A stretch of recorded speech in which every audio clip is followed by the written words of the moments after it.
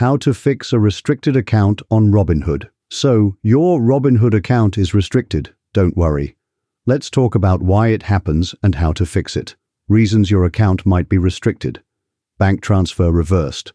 You used instant deposit, but the bank pull failed. Outdated or wrong account info, like wrong address or ID details. Fraud check. Robinhood flagged something unusual on your account. Could be related to legal stuff like a court order. Declared as a control person, you marked yourself as someone connected to a public company, and that locks you from trading that stock. How to fix it? Depends on the issue.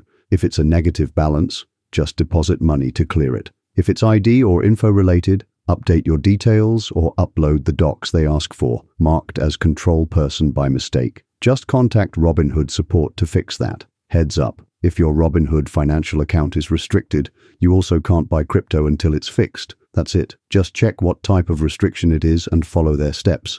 And if you're stuck, hit up Robinhood support directly.